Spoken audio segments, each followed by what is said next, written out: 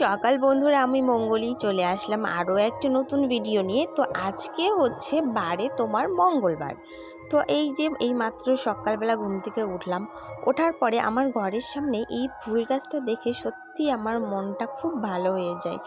আমার এটা জান বলতে পারো একরকম। আমি ওকে যথেষ্ট যত্ন করি, ওকে যথেষ্ট পরিচর্যা করে এত বড় করেছি। আমার এই সাদা গোলাপ গাছটার সঙ্গে পিঙ্ক কালারেরও একটা গোলাপ ফুলের ডাল লাগিয়েছিলাম, যার জন্য দুটো একসঙ্গে বড় হয়েছে আর একসঙ্গে ফুল ফোটে। কত সুন্দর লাগছে তাই না? খালি চোখে সামনে থেকে দেখতে না আরও সুন্দর লাগে। আর তার পাশে দেখো, এখানে লাল গোলাপ লাগিয়েছি, তো ওটা এখনও অনেক ছোট।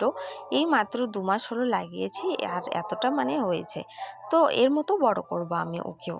আমার ইচ্ছা আছে আমার ঘরে চাল সমান করব, কিন্তু কি বলো তো, এই মানে যখন ফুল অতিরিক্ত ফোটে না, ফুলের ভারে বেঁকে যায়। তো যাই হোক, উঠোনটা ঝাড় দিলাম, দেখতে পেলে ঘরটা ঝাড় দিতে পারিনি, কেননা পাশের ঘরে আমার বুনু আছে, ও আমাদের বাড়িতে এসছে, আর ওই ঘরেই আমার ঘর ঝাড় দেওয়ার বারণটা আছে, যার জন্য আমি বের করতে পারলাম না। তো তারপরে এই যে রান্নাঘরের ডিউটি সকালবেলা, তোমাদেরকে আমি তো বলি আমার সকালবেলা আগে রান্নাটাই মেন কাজ হয়ে থাকে।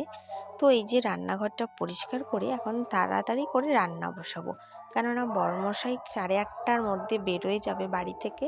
ওকে রান্না করে দিতে হবে, খেয়ে যাবে, নিয়ে যাবে। তারপরে এই বাসনগুলো মেজে নিচ্ছি।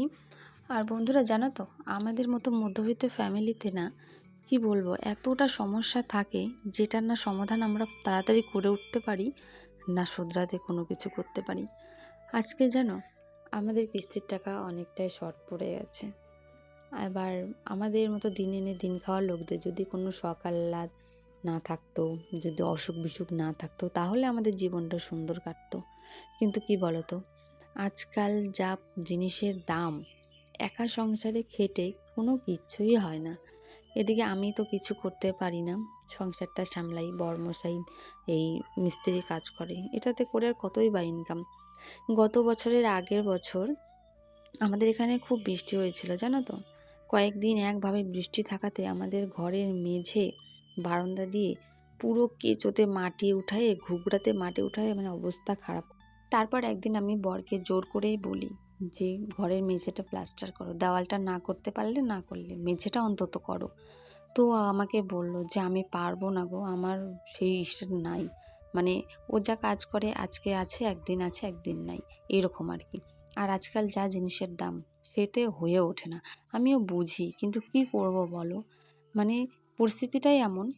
তো ও চায়, কিন্তু মানে ও এতটা মানে এই কিস্তি ছাড়াও আরও কিস্তি আছে, ওই জন্য ও নিতে চাচ্ছিল না। একরকম জোর করে ওকে আমি এই লোনটা নেওয়ার পরে ঘরের মেঝেটা করি।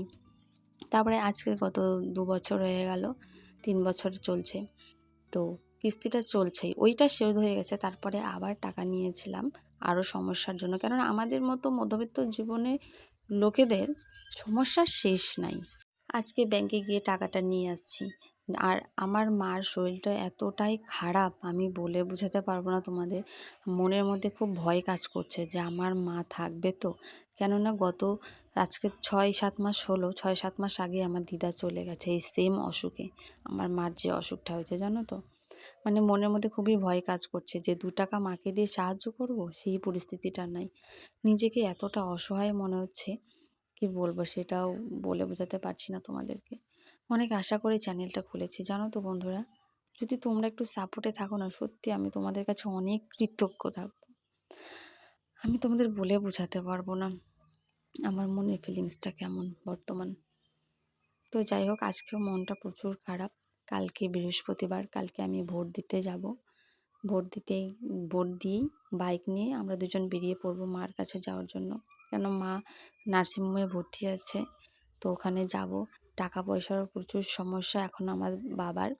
অল্প কিছু জমি আছে, সেই জমিটা হয় বিক্রি করতে হবে, না হলে আমাদের বাড়ির জমিটা, আমার বাবার বাড়ির যে জমিটা, সেখান থেকে কিছুটা অংশ বিক্রি করতে হবে।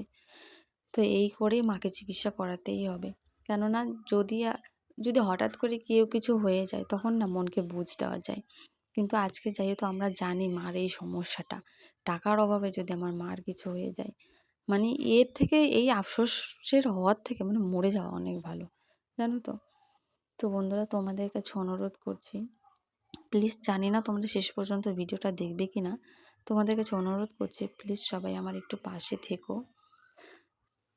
কি বলবো, আর আমি কিছু বলতেই পারছি না, মনটা আমার এত খারাপ। কালকে আমি মার কাছে যাব, যতটা পারবো তোমাদের সঙ্গে শেয়ার করব।